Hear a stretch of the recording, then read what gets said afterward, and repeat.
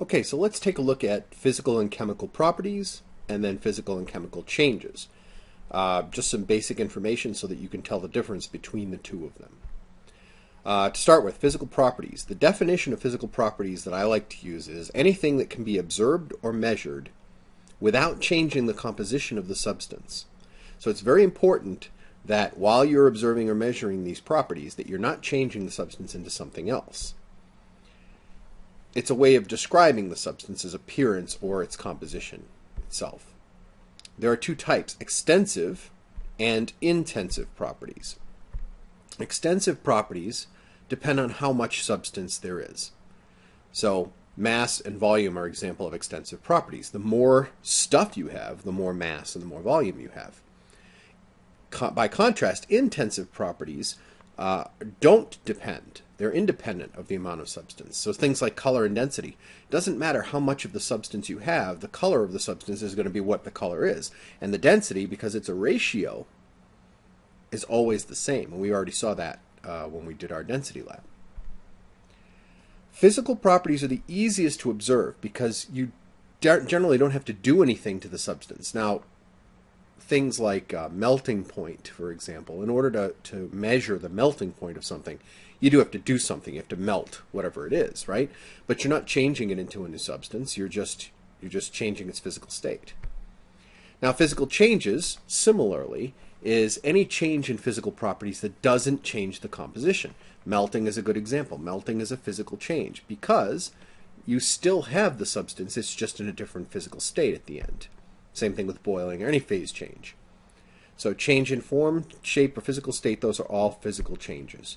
At the end of the change, you have to still have the same substance. It might look a little different, but it's the same stuff that you started with. That's what a physical change is. So when you're trying to figure out if a change is physical, look at it at the end and say, well, do I still have that substance? Chemical properties, by contrast, describe how a substance will react chemically with other substances. You can't measure chemical properties. You can't observe them without actually changing the substance into something else. It's a sort of catch-22. You want to figure out this substance's chemical properties, you've got to change it into something else in order to figure out what its chemical properties will be. So measuring the chemical properties requires something called a chemical change. Some examples would be flammable. If something is flammable, what does that mean? It means it burns. Well, how do you know if it burns or not? You have to burn it.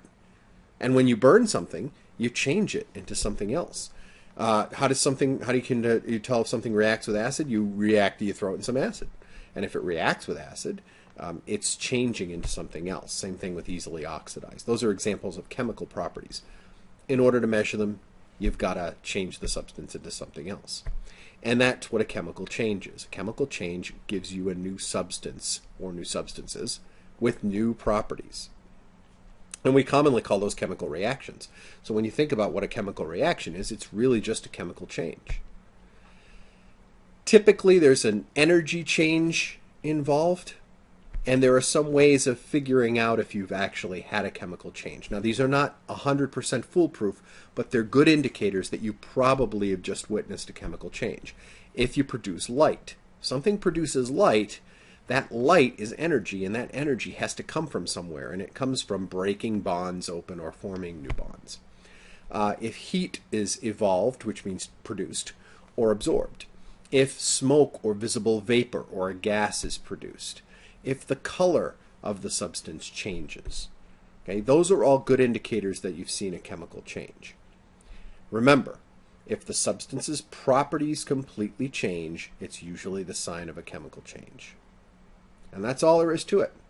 You take a look at what you started with and what you finished with, and if it's a new substance, it's a chemical change. And if it's the same stuff, it's physical.